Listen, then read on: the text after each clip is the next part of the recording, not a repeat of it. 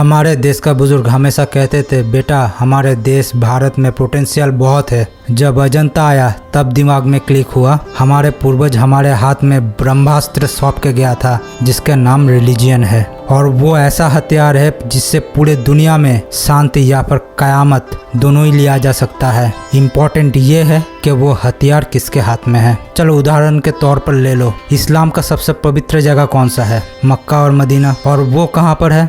Saudi Arabia में। और ये दो शहर बहुत ही इंपॉर्टेंट रोल प्ले करता है सऊदी अरेबिया के पॉलिटिक्स, डिप्लोमेसी और इकोनॉमी में। मोर देन 1.9 बिलियन मुस्लिम इस दुनिया में रहता है, और बहुत सारे मुस्लिम का ये ख्वाब है कि ज़िंदगी में कम से कम एक बार मक्का और मदीना जाए। दुनिया के बहुत सारे मुस्लिम सऊदी अरेबिया को इसीलिए रिस्पेक्ट करता है क्योंकि वहाँ पर मक्का और मदीना है। और बुद्धिज़्म का सबसे पवित्र स्थल कौन सा है? भारत। समझ लो, भारत ही है बुद्धिज्म का मक्का और मदीना। गौतम बुद्ध का ज्ञान प्राप्ति कहाँ हुआ? बोध गया में। और मृत्यु कहाँ पर हुआ?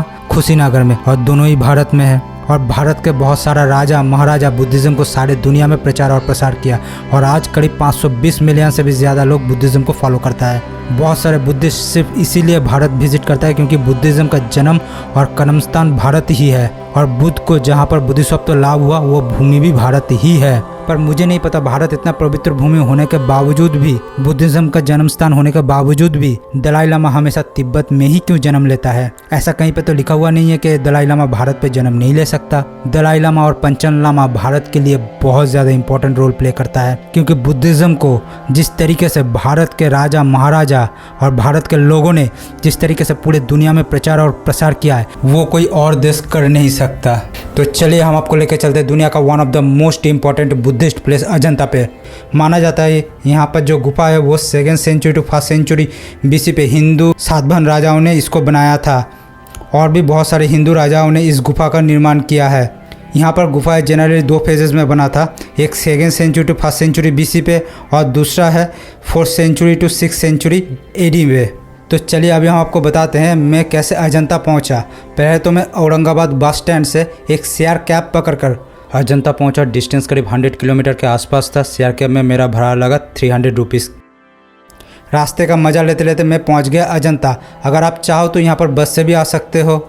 यहाँ का जो केब का जो टाइमिंग है वो सुबह का 9 बजे से लेकर शाम के 5:30 तक खुला हुआ रहता है, और मंडे यहाँ पर केब क्लोज रहता है। और हाँ, जहाँ पर कैब आपको ड्रॉप करेगा या फिर बस आपको ड्रॉप करेगा वहाँ का जो पार्किंग चार्जेस है वो है 15 रुपीज़। फिर आगे आपको बस पकड़कर अजंता केब का जो विजिटिंग स्पॉट है वहाँ पर पहुँचना है, और बस का जो किराया है वो है 25 रुपीज़ नॉन AC बस का, और AC बस का 30 रुपीज़। फिर आपको केब विजिटिंग स्पॉट पर पहुँच के आपको एक 40 रुपीज़ का टिकट लेना पड़ेगा, और फॉरेनर्स के लिए ये चार्जेस है 600 रुपीज़। मैं तो नॉन AC बस में गया था तो मुझे 25 रुपीज़ लगा था। डिस्टेंस अराउंड 5 किलोमीटर के आसपास था। अजंता टी पॉइंट से आपको ये बस मिलेगी, और ये बस आपको अजंता केब के मेन गेट पे ड्रॉप करेगी। मैं एकदम जाकर ड्राइवर भाई साहब के पास में बैठ गया और उनसे इस खूबसूरत जगह के बारे में जानकारी जुटाता रहा। बस के केबिन के सीट से सामने का जो व्यू दिखता है वो कमाल का होता है।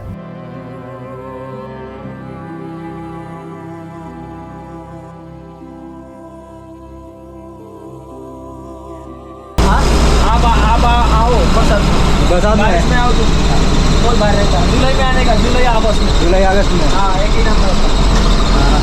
चलो भैया बोल रहे हैं कि जुलाई अगस्त में आओ तो और भी ज़्यादा मज़ा आता है। 28 अप्रैल 1918 में ब्रिटिश ऑफिसर जॉन स्मिथ यहाँ पर आया था हंटिंग करने के लिए।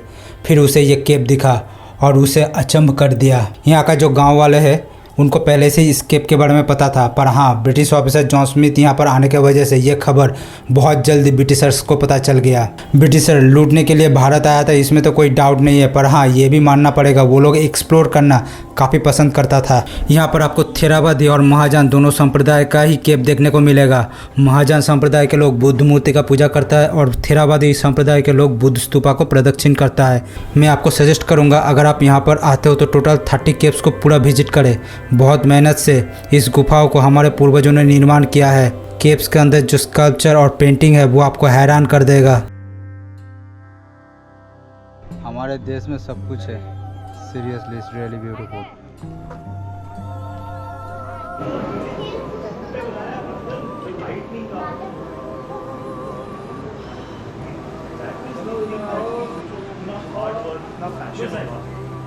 जब मैं इस गुफाओं में आया, उन इंजीनियर्स और आर्टिस्टों का काम देखकर सच में गर्व हो रहा था कि मैं भारत जैसे भूमि में जन्म लिया हूँ। बहुत सारे हिंदू राजाओं ने ये सारे बुद्ध गुफाओं के निर्माण में बहुत सहयोगिता किया था। उदाहरण के तौर पर आप सातवाहन डायनेस्टी को ले लो, या फिर आप राजा हरिसेना वाकाटका डायनेस्टी को ले लो। बहुत सारे हिंदू राजाओं ने बुद्ध धर्म का प्रचार और प्रसार किया था। आज जो लोग हिंदू धर्म और बुद्ध धर्म के बीच में खाई खोदने का काम कर रहा है, उनके लिए परफेक्ट एग्जाम्पल है ये अजंता का गुफा। कुछ यूट्यूबर्स 2 पैसे कमाने के चक्कर में 2000 साल से भी ज़्यादा पुराना हिंदू और बौद्ध धर्म का जो मेल बंधन है उसे भी तबाह करने पे तुले हुए हैं। इस तरह का मेंटालिटी के लोग बहुत ही खतरनाक होता है। इस तरह का लोग कभी भी अपने धर्म और राष्ट्र के प्रति वफादार नहीं होता है। सोचो कितना मेहनत से इन गुफाओं को निर्माण किया गया था। इसीलिए हजार किलोमीटर दूर से लोग यहाँ पर आता है इन सारे हिस्टोरिकल साइट विजिट करने के लिए। जब इन सारे गुफाओं को बनाना स्टार्ट किया गया था तब जीसस क्राइस्ट भी पैदा भी नहीं हुआ था। सोचो कितना पुराना है ये सब गुफा। यहाँ पर देखो, ऊपर से झरने का पानी गिरता था और नीचे गिरने के बाद उस पानी को यहाँ पर स्टोर किया जाता था।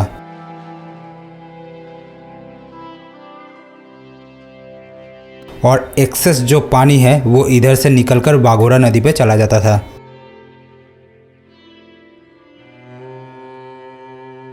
ये सीढ़ी देख के लग रहा है कि मैं नीचे जा रहा हूँ, पर एक्चुअली मैं ऊपर चढ़ रहा था। सीढ़ी का जो स्टेप है वो भी 1-1 फीट से लंबा है। बाप रे भाई, सीढ़ी देख भाई।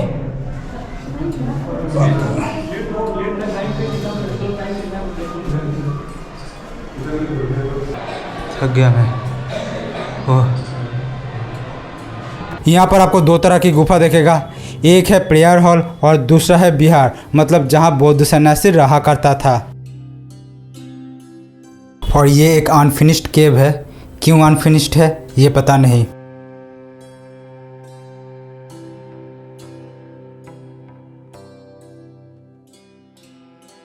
ये है केव नंबर 9। ये गुफा वन ऑफ द ओल्डेस्ट गुफाओं में से एक है।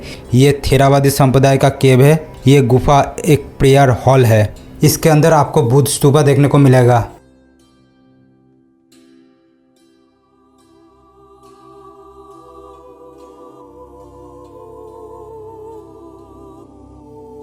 और ये है केव नंबर 10। कहा जाता है कि सबसे पहले के सारी में जो केव बनाया गया था ये उनमें से सबसे पुराना है। और ये भी थेरावादी संप्रदाय का केव है। और ये है एक प्रेयर हॉल।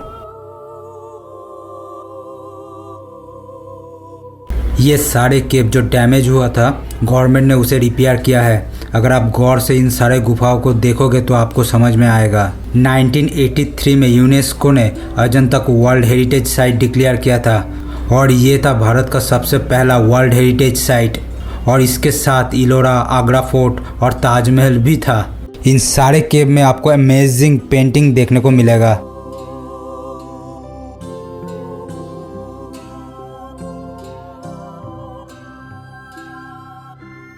यह है केव नंबर 19। 5th सेंचुरी एडी पे इस गुफा का निर्माण किया गया। ये गुफा काफ़ी इंटरेस्टिंग है। यहाँ पर आपको थेरावादी संप्रदाय के लोग कैसे महाजन संप्रदाय में चेंज हुआ वो आपको देखने को मिलेगा। थेरावादी लोग बुद्ध मूर्ति का पूजा नहीं करता है और वो लोग स्तूपा निर्माण करता है, उसका प्रदक्षिण करता है। लेकिन यहाँ पर आपको स्तूप भी देखने को मिलेगा और उसके अंदर बुद्ध का स्कल्पचर भी देखने को मिलेगा।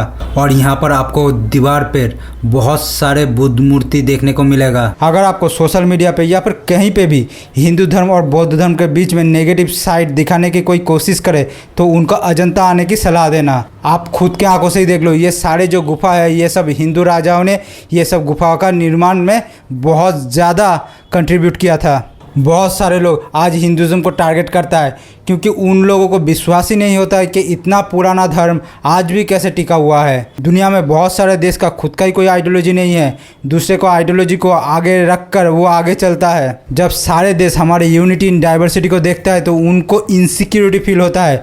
वो लोग इस यूनिटी को तोड़ना चाहता है, पर बीच में चट्टान की तरह खड़ा होता है हमारा रिलीजियन, हिंदुज़म, बौद्धिज़्म, जैनिज़्म और सिखिज़्म। ये जो रिलीजियन है हमें एक दूसरे से जोड़ कर रखता है। हमारे पूर्वज हमारे लिए जो बना के गया था उनको आप गौर से देखो। हिंदुज़म, बौद्धिज़्म, जैनिज़्म, सिखिज़्म, इन सारे धर्मों का जो आइडियोलॉजी है वो मानवता के लिए एकदम परफेक्ट है। वेस्टर्न या फिर नॉर्दर्न आइडियोलॉजी का कोई ज़रूरत ही नहीं है। वो आइडियोलॉजी भारत के अंदर इंजेक्ट किया गया है सिर्फ और सिर्फ भारत के अंदर डिस्टर्बेंस क्रिएट करने के लिए या फिर भारत के तोड़ने के लिए। मुझे लगता है भारतीयों को अपने देश और ज़्यादा ट्रैवल करना चाहिए, इससे हम अपने देश को और बेहतर तरीके से जान पाएंगे। भारत जैसा विचित्र देश दुनिया में और कहीं नहीं है। भारतीय गवर्नमेंट और लोगों को टूरिज़्म इंडस्ट्री के ऊपर और ज़्यादा जोर देना चाहिए। महाराष्ट्र सच में बहुत खूबसूरत है। अगर आप अजंता नहीं आए हो तो ज़रूर आओ। History, art, painting, Buddhism lovers के लिए ये प्लेस स्वर्ग जैसा है।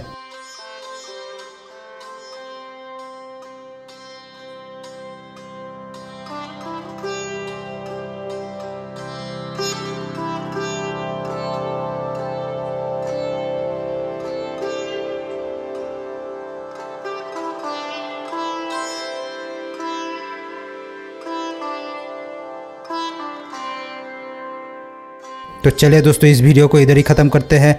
मिलते हैं किसी नए जगह पर किसी नए वीडियो के साथ। तब तक सुस्त रहिए, घूमते रहिए।